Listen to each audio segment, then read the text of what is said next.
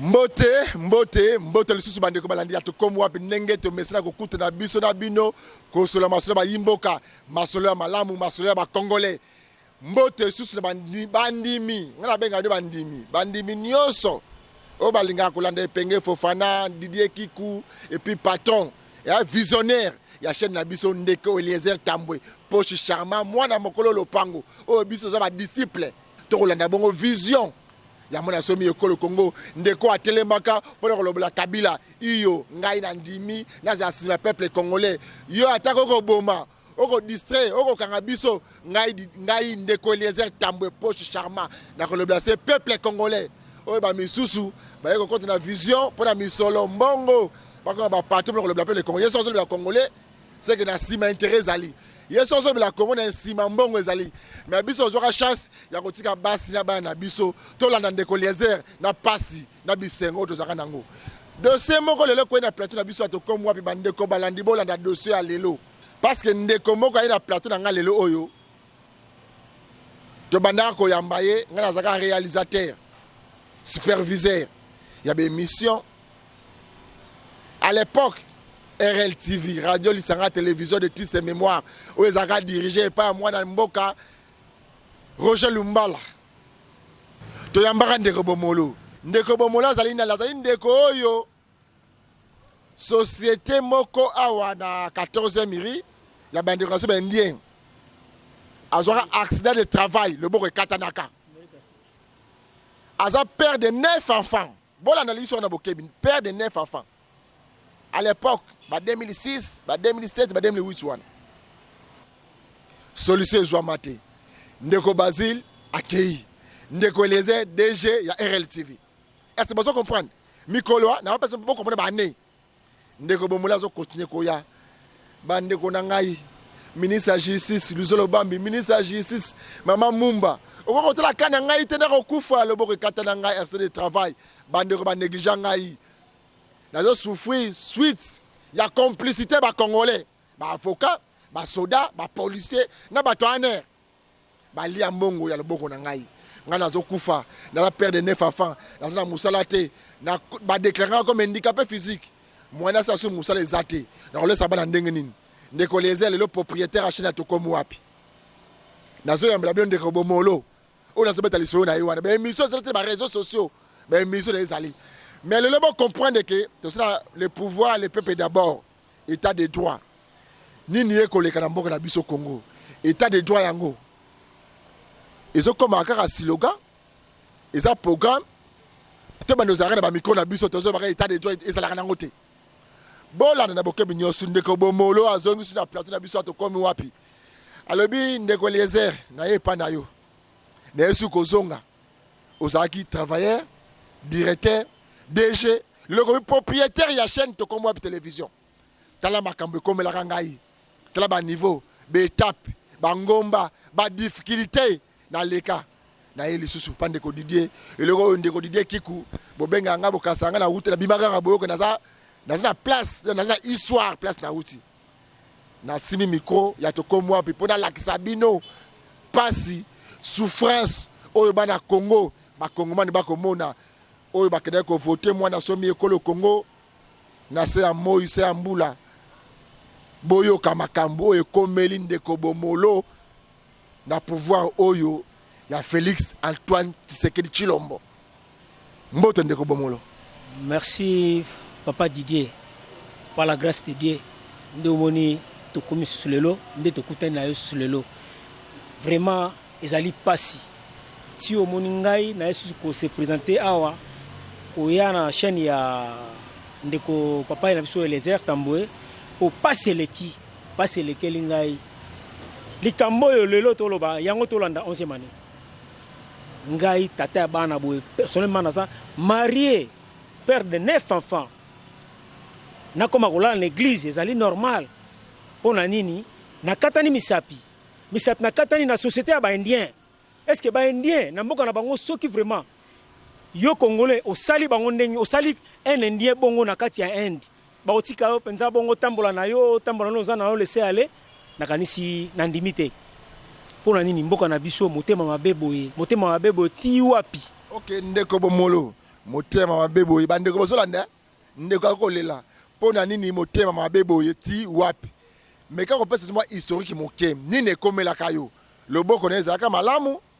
pour le misape kende nini ekomelaka yo juste ezaka na compagnie nini ezana quartier mairie ezana commune nini ezana quartier nini ekomelaka yo juste personne historique ba congolais ba comprendre na ba congomani ba comprendre na ba ndimi ya to comme wapi nini ekomelaka na vie et puis nini oyo ozoluka Congo et ça la pona yo. Merci ndeko Didier. Nga nazalaki ko travailler ko sala na kati imprimerie graphique système oyo zwami bongo na sur poids lourd na TP na RTP na poids lourd imprimerie graphique ezwami wana ezali ya ba indien patron nango ezali monsieur Salim Rajwani comme administrateur numéro 1 deuxième ezali monsieur Dilip Surana bazali ba nationalité indien bayana mboka oyo ba implanter ba société na bango ezali 13 je crois nazana ba société na bango nyonso ezali awa ezali bongo imprimerie graphique système o to sana ngona nchasa to sana imprimerie graphique système na Angola to sana imprimerie graphique système na Uganda to sana société e graphisme na poids lourd wana ezo sala ba panneau publicitaire to sana ACP ezo sala ba bouchon to sana société Radiocom ezana centre ville na Botura to sana société API o sala ba papier hygiénique to sana société ISL Media ezana Kingabo wana tout ça na société Oncle John tout ça na restaurant Zir tout ça na biloko ebele mais kotala ezali pasi ngai nazali engagé nazali journalité nazali engagé avec contrat babengana ka moto o azali engagé bo bengana ye bo sali na ye bo pesier de compte final na ye bo résilier contrat na ye bo sali na certificat de fin de service et là comme côté donc na kufeli ka ba droit na ngande na zo réclamer bien sûr bien que nalandi ba procédure nyonso o ya justice partout na okende so na komi wana atindi moto na ye a financer yo za député honorable Masela ozali député ya ba peuple congolais ozali député te pona ba indien te na boy te ozo protéger bango pona ba résoudre ba intérêt na yo mais tala na ka ngande ko na yo congolais mwana mboka ba indien ba okende ba kotika yo na Congo awa okena bango jamais na Inde yo zo kino tekale partout par-ci par-là o ba pesinga mbongo ngo combien et puis ça mi wapi na ke par-ci par-là donc na kendawa ba corrompre na zonga ba corrompre de la telle na habité na ke no komeka na aner ko beta porte na ke kuna na aner na koti plainte na ngai indien oyo Salim o ba ke Saddam Hussein asa ko représenter ba indien awa alors bana nga bi yo ko zelo te na ko pouver yo d'ailleurs justice na bino ya Congo ezana poche na ngai o ko zelo ko te ke no funda place olingi pour bazalaki na ba régime otoleka baki na deux généraux baki na député o PPRD o azo ko diriger ba société na bango donc ça na place moko lo banaiti donc à se familiariser na parquet général na cour de cassation partout esika ninga na l'équité donc o leka wa assez neutraliser ki o leka wa assez pesiboy pona na place ya ko no lebisa ba mbongo ko bebisa par-ci par-là pona nya ko pesa ngaite na zwa na sombe sika na mosina bana na vanda jamais na démissionna nga na démissionna te na démissionnaté accident le lenge nini ni sapekindaka merci papa Didier accident oyo nazaki ko travailler na sa na machine naza machiniste oyo kata ba papier na kata ba papier alors to comme vers 16h na ngina sa musala na moni mo konsanga direct ay ko websanga ke non balobi kanga machine électronique na sa machine électronique kanga machine électronique kendo sa machine mécanique dans la machine comment il continue dans la machine okuna o eza na sécurité te o eza ba plan la bango ba préparer makambo la bango butu na kei wana ba papier za ina kati ko bongisa wana papier le temps na fina boyena puye bouton la mwana za mbeli kita e katanga 4 misapi bozomona misapi za 4 katana sur place na kweya ndina bandolela ba transformer na hôpital Akram poto yaki affilié kuna ko hôpital na seigneur audience na kutana patron obina ngai pona ngai ya okozonga nga musala soki misapi ekauki ozongi mais pona ngana du major na peso en tout cas okozelo côté ke no funda nga place olongo funda ngai alobana nga boy nde na lekine na place nyoso mo na lekina ye ndeko Didier na zu résultat ti yo kana ndeko na ngai o lekine ba FRDC la police aner parquet tribunaux dans ba tribunaux ba parquet tout ndeko dina le kiyo soma na mutu azana mbongo eske yo kokoka ye o aza milliardaire mutu azana ba société za 13 azana mbongo belé ya bina kaka ke posa na ye ngana mona pasi donc na komona ka pasi na kozwelo côté tana ke na aner na yanga moko na se retrouver nga moko et bazana 4 directeurs kuna na aner na plainte wana na pesa ki plainte wana na desa ki pa ya AP administrateur principal à aner à l'époque on ezala ki monsieur Roger Bafakisi alors papa wana alabi lokola nga azokende voyage azu dossier nanga apesi yango pa ya assistant na ye monsieur Lucien Daïdoua azali assistant ya AP na ba directeur Martin Zonzi azali directeur d'investigation à aner et puis conseiller juridique na bango monsieur Mouzen Frédéric ba pesi bango mbongo na enveloppe déjà mbongo moko ba komaki likolo enveloppe wana ya kaki 100 000 déjà quoi 100 ba komi 100 000 ba tie S na I ba tiango bona marqueur donc comme quoi 100 000 $. Monsieur Lucien Daïdoua wazali comme assistant ya AP atianga revolver awa na batoi na ngawa po asinesenga mukanda oyo o bomoni oyo acte international oyo asinyango na aner $2200. Est-ce que le boko o bandeko ba congolais bozolanda le boko o ezana valeur ya $2200 na zupe $2200 ngo mobimbate na zu $1000 do bazu lokola mbongo kwa $100,000 na $1200 bo imaginer ngana maboko nanga na zo lokola $1000 na kosala nango nini pona sombela bana nanga nini na za père de famille biloko no so bosala bozomona o ba calculer ngo na inspecteur moko azana inspection du travail lettre o ezali papier basali à des comptes final na bango moko société or to ebi na loi basala ka des comptes final na un inspecteur moko ou aza expert na mosala wana o calculer bango mo ba calculer muto sali 26 ans na sali 26 ans de service na kati ya société oyo na sali o muto salaka yo kono tala ke muto sali 26 ans ba komela ye 600 000 francs congolais muto sali 26 ans kozwa 600 000 francs congolais salaire na yo mensuel ezali combien bon, tout ça, on 120, 140 000, 160 000 francs congolais. Nyoso. Mais, ils allaient m'awaper passe. Yokoloba, pesa kay mbongo, mbongo ni bo pesa ngai. $100,000 bo pesi na ba indien ba directeur à aner. Donc na aner ba sacrifier ngai. Ba za sacrifier ngai ndeko Didier. Donc nazota lawa, na minute nazoloba, nazola la ngai, na mwasi na bana neuf. Toza na église mo quelque part. Toza na ndakute. Tozana nda koute bana pe bazo tanga te nazo passer moment vous allez très difficile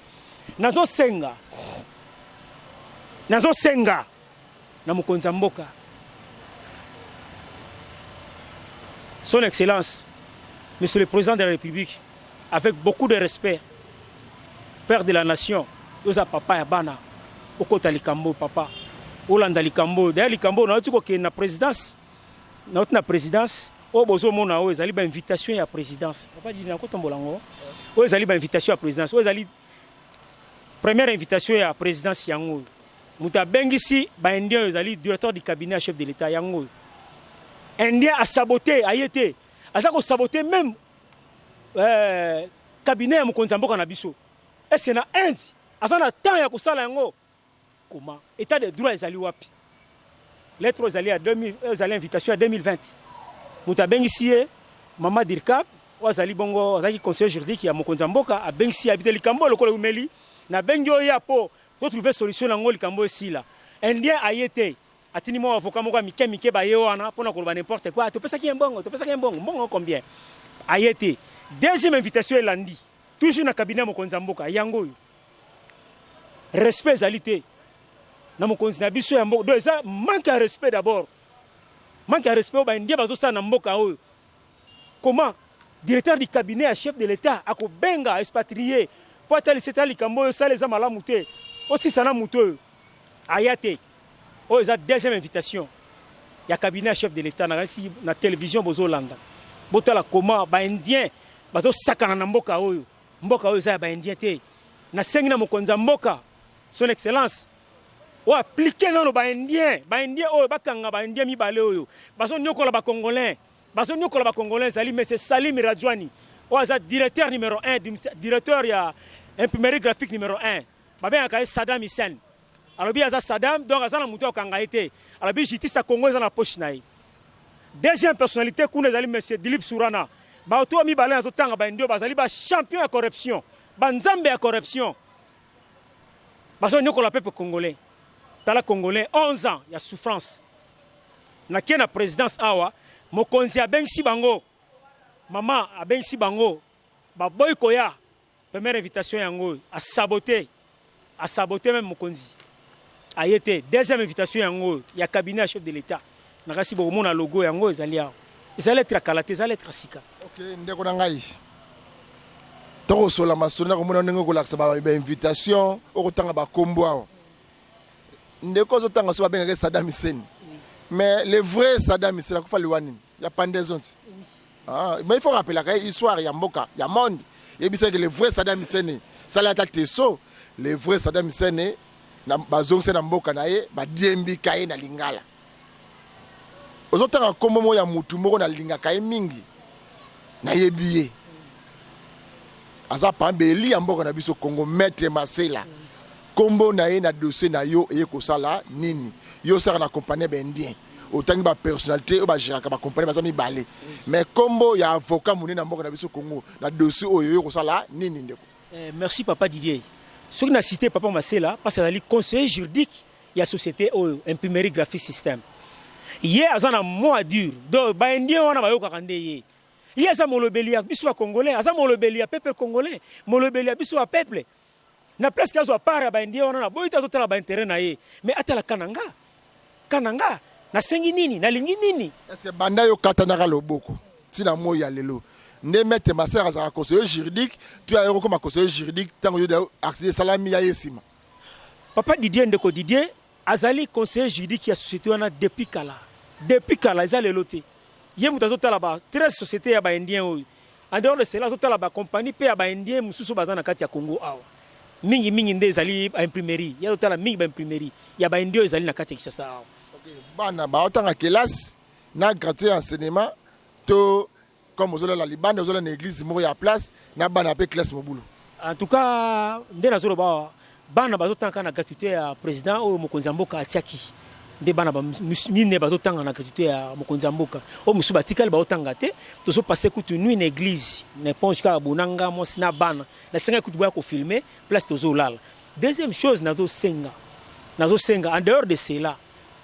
oyo bakoko sunganga na nzela ya likambo boko lukela biso moi quelque chose pour tozwana no ndako tolonga place tozolala pour nazolala na bana ba condition mabe na mosi na bana tozolala na condition mabe na sengi na bandeko o bakoko sunga pour tolonga na place tozolala pour tona place olala malamu ti tozolala na église basunganga na numéro oyo ezali ke so ba pesi eloko ekokoma pe tokozwa moyen de déplacement en attendant tozela ba konzi bazwa décision o bakozwa pour na tina dossier oyo. Numéro oyo yanga ezali 082 160 58 15. Nako bandela oyo bakotinda quelque chose et kokoma poto luka moyen ko déplacer place tozali nano en attendant totala nde bakonzi bazwa décision na dossier oyo eza 082 160 58 15 ou bien bakotinda ngona numéro ya émission tokomi wapi tokozwa ngo quand même. OK ndeko nanga ndenge loboko misapi 4 na boyo la minute oyo moyo sa su musala musu ezalité en tout cas ndeko Didier ezalité même ngana kozonga suna société wana te parce que tension mawaza nango na ebité na kozonga société plus na kozongi pour ça musani na sa musani ni po misala na sala na loboko ya mobali bo mona o siko misapinyo so ekatani na kosala suni na sa sur place na kosala te donc na commune inapte na za détruit ndeko Masela wazali honorable Masela na za congolais na epona ko fingote na epona ko lobano mabete na epona ko saboter na télévision te na yende to ka solution lo likambo nanga ezo asuka po ezali soni pe mawa yo za congolais oza député pona ba congolais na boite ba intérêt oyo za nango na ba ndeko wana ba ko sala misala awa tala likambo est-ce que balobi mbongo ba pesa ki $2200 non enveloppe ba pesa ki munene o monsieur Dilip Surana waza comme deuxième personnalité na société imprimerie graphiste a pesa ki na ba directeur ANR na oyo $1000 nga na zwaki comme $1000 pamba na zwaki na maboko ona sala nango nini eza mbongo afutela bana classe tala vie anga ndenge eza détruit vie baby papa ya bana boye bana ba baby donc kotanga classe ya bana komi pasi makambo nyonso komi pasi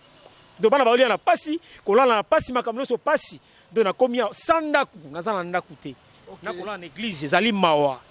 Ok, bande ko bakolanda biso bande mwana nga mwasi à 20 ans bantu ko opérer yawa opération muta futi yango zande ko lézère ndeko honorable de lézère tambwe auto ofutela mwana ngai hôpital basale 2 opérations. Merci ndeko lézère, merci papa na ozo sala pona biso ba congolais, merci en tout cas na ozo sala ki parce que mwana zaki souté et sala ki opasi ozaki ko sala émission mo 4e émission robi tete ndeko bozo mongo boko no tika na hôpital wana pe basala ki mon opération. Merci nzamba pambolo papa lézère. Merci bandeko balandi yazo ya to comme moi ba kolanda biso moi Lazare bobi so Lazare non bobi so Tabita ndeko ko bela ndeko lézère ndeko yo po kolanda ngai bolamu nini na bombo ina yo sala to salaka o un jour et ko ganga na présence to na absence pour nzamba ba ko sunga yo na difficulté ko sala na vie na yo bandeko ba ko tele émission oyo moko ya lelo na biseki bino na to pas seulement historique muke motema na ngai ko sene na ko tra justice ya mboka na ngai justice ya mboka Congo ndenge ko kende que demande le peuple congolais na ba distraction o yeli biso ba assemblée nationale peuple congolais nzela malonga zate peuple congolais insécurité pai peuple congolais vie quotidien cher bato basala ka par jour bazora combien to yebeta na bangote c'est tout à cas intérêt na biso to comme ba ministre to comme ba député to comme ba beaucoup messe to comme ba sénateur c'est ça aux autres concernés bana Congo mais intérêt général aux autres c'est la biso cap 2023 to kozanga pas un nani peuple wana total ka intérêt na bangote ndeko bomolo memo na yo message na yo fort o ko pesa na bi que ministre de justice ba conseiller ma konzamboka bande kondenge na ndenge ba kolanda biso sikoyo yo awo ye ya wana plateau na biso nini yo ko senga na ba konzamboka bato bazana pifo na mboka Congo pour être mboka na biso kende liboso. Merci ndeko. Ozo appelle solution justice ya Congo état de droit et monana na ba mo ina dossier comme là. Merci d'abord na ko bandana na mokonzi mboka à son excellence monsieur le président de la République, chef de l'État, père de la nation, garant de la nation. Avec beaucoup de respect. Papa, na sengi pa na yo vraiment on s'impliquer na dossier. Dossier ils na bureau na yo, ils na cabinet na yo. Ko yebsaka maman Dirkab, maman Nicole, to sengi yo pardon maman, pardon avec beaucoup de respect. Dossier ils pa na yo. Ce qui to yebi que yo minute aux vraiment chargé na misala ya mokonzi. Ko pesa tana conseiller na cordon okoko akpe ko bengisa batu wana baya pona ko sisa likambo tozo senga yo penza merci papa maman Dirkaba pardon maman avec beaucoup de respect dossier za na maboko na yo omeka ko pesa ta pa cordon po yo za vraiment chargé ako landelango abenga a convoquer bango lisusu baya po to sisa problème oyo toza vraiment na ebele akolobate et tozo senga na maman pe ministre tala memo to komela ke dossier za na bureau na yo maman ministre maman Tumba maman Rose dossier oyo za na bureau na yo ministre de justice soko tuni bako lakisa yango na batu na yo eza déjà na bureau na yo po to yoka ke za matanga moyonde to tungisa ezalité to yebi ke ozana sanga mawa ya liwa ya ndeko akufaki to yebi yango mais dossier pe eza na kati ya bureau na yo kuna de o mingi to sengi maman Dirkaba oza maman na biso oza maman bana maman yoka mawa na zane belena lo ba meza télévision ngonga mona lo belete na yo senga yo pardon maman oza maman na ngai ndingo oza na bana ndingo mona nga mona na yo na minute oyo na sa pesa okenete maman tozola na bana na église toza na église dossier za na maboko na yo maman pesa ta na cordon koko ayebi dossier yende nga convoquer tour liboso abenga batu wana ba convoquer batu yango banani il faut yo bakabela abenga mutu kingandi babenga monsieur Salim oyo azali comme numéro 1 ya société oyo yo moko mama obengaka na wasi ba invitation yango oyo yo moko tindaki yango première invitation ayakate deuxième pe oyo ayakate quand même kotala ezali sabotage na vis-à-vis ya bureau ya mokonzi. Donc tolingi vraiment eloko moko malamu esala ma mama. Nga mona na nazomona pasi. Dossier oyo eza na maboko na yo moko. To sengi mama lokola yo za vraiment chargé na ma misala ya mokonzi ko charger le conseiller okoko papa na biso koko akoko sala ndenga salaki na ebandeli abenga bango ba ya to si sa problème wana. Ndeko na ngai na compagnie wana graphique osina preuve moko to photo ozo la saki non yo ou bien carte de service ozo la saki yo bandeko pena ko sala kuna bel et bien o bandeko ko sala na graphique comme imprimerie ou esala makambe belé na mboka Congo. Oui, d'abord imprimerie wana papa Didier ezali imprimerie ya munene na Congo. Ezali première imprimerie na Afrique centrale. Ba zo sala ba to sala ba étiquette nyonso ya masanga ozo mona na mboka au Congo. Tout est étiquette ya Congo ya masanga. Ezo sala mepa na biso. Tozo kata yango comme étiquette. Je crois nazana ba photo ya société. Nasi bozo mona wana l'air na yaki na musala nazo sala. Nazana combinaison na bandeko. Awa tozana kati ya réfectoire. Donc nazo laksaki nazala ki benda ko sala na kati ya société wana. Et na sali 26 ans de service. Na ko mérité soro nga nazo mérité te na sali nini na bomi nani pour nga na mwasi na bana tonyo kama boye. Na si rozo mona ba photo nyonso eza ba photo zo laksaki naza travailleur naza ko sala kuna. Naza journalier temporaire te mais engagé avec contrat. Balongola moto. Pour résider contrat na ye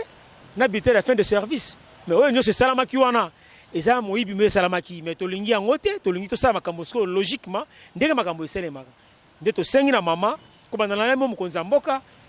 asunga biso et mama dirkaba mama oza chargé to yebi oza na musala ebele. To sengi pe satana ye cordon convoqué. Ba to na baya numéro 1 monsieur Salim Radjouani aya comme ça pour Messi là. Pour ya ko bomba na ya ko kima ezana ngona solution te. To sengi vraiment solution zoma. Na si ba autorité belé bazolanda na minute. Donc état de droit to sengi bena état de droit ndé tozo état de droit ali et ça la madol mokape na le kalsu soit na émission pour na ko remercier mo konzamboka et pour na ko remercier vraiment que no ya solo ministre Nyoso ba ministre de la justice que ya solo état de droit ya mboka na biso et koti pende ya solo. OK, merci Ndeko Bomolo. Bandeko balandi vrai sondage yangoyo. Sondage numéro 1. Ministre Nini Akobima, meilleur ministre, il y a 100 jours, il y a Sama Lokonde. Dossier Yango, Bomolo, vice-premier ministre en charge de l'intérieur, Okolanda Bisso. Dans sondage, vrai sondage Yangoyo. Ministre de la justice, vrai sondage Yangoyo. Premier, tu as les Libanais wana. Banyatami, Bazubena Mbano, Yamboka Congo, Boya. Ndeko katana misapina ye wapi ezakana wenze botinda kaye tunakata musala est-ce que soki mutakata ni musapina le de travail loi to code de travail le binini ministre à travail okolanda ngai ministre à travail ya mboka Congo dossier yango yo poko balanda dossier à zéro okiti yo moko to accompagner na caméra da biso ministre intérieur alandi yo o pe la justice alandi bosangane bino nyonso oza makamba présence de la république te soki ezalaki indien congolais nazali na compagnie na kati ya Inde akatali musapi na compagnie ya congolais misapi nyonso kati ekei na Inde obi réaction baindien ngo ozala nini nalobi boya soki ezalaki bongo indien na Inde na compagnie ya congolais to congolaise misapi ekatani ye ingo ozala ndenge nini ministre de la justice, ministre de travail, ministre vice-premier ministre en charge de l'intérieur,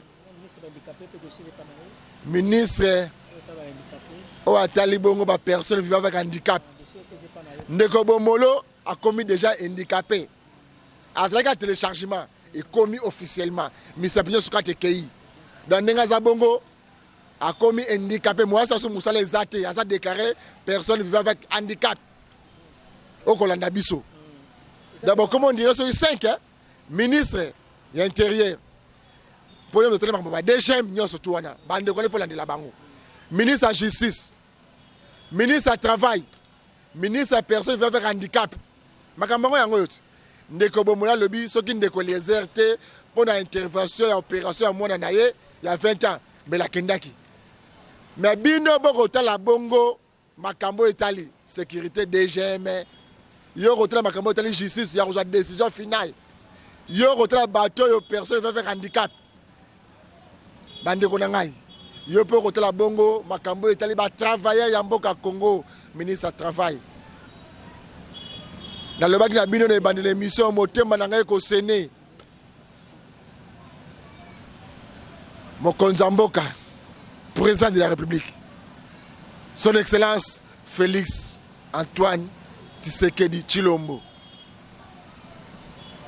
dossier oyo et commis déjà na bureau na yo et l'équipe dimension surtout wana ministre vice-ministre ministre du travail ministre il y a personne qui va faire handicap et mati et keti na yo moko commandant suprême ndeka komisi kuna garant il y a état de droit garant il y a le peuple d'abord garant ya ba congolais nyonso dossier commis na bureau na yo tous on peut y annoter tous y anno tout ce qui ba polémique il y a ba distraction au moins ba assemblée nationale na ba assemblée provinciale oyo président de la République son excellence et comme ma solution ya malam pour mboka na biso Congo te ndeko bomolo akimi mbangu po na yo commandant suprême ya mboka Congo yo ka kolela na ye asala bana nef akolala na église bandeko pe mitema mawa ndeko aye na mur de lamentation Itaga 120 quartier Ngwaka et pas ndeko leze aye kolela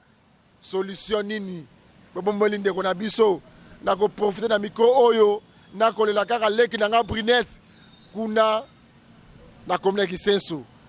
akbenga kingai mokolo ya lobby moleki kuna kolela ya Didier tikingai ya Didier tikingai boyebile na biso wana akobela malade ya cancer ele mo mingi na nzoto akoluka pe lisalis akolela ndeke bomola ye lisusu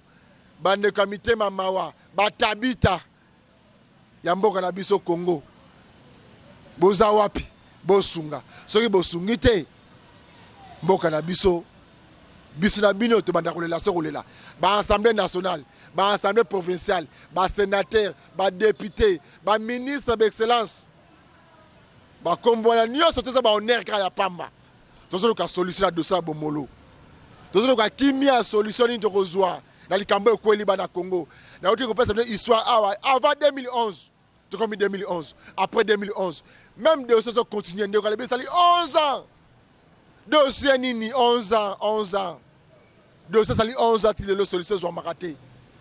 ndeko ko vivre ndenge nini musala pezate aliaka ndenge nini bana nef ba vivre ndenge nini bandeko na ngai toza mité ya malamu maître Marcela aux avocats mais aux députés aux congolais na so na mwasi na bana likambo so ekoli mwana na yo et osala 11 ans et osala 10 ans et osala 9 ans mboka na biso Congo moko na maloba koloba ezosila biso oyo totikaka nyonso kimi akolo nzambe ezala mabote na bino tokute moko malopi merci.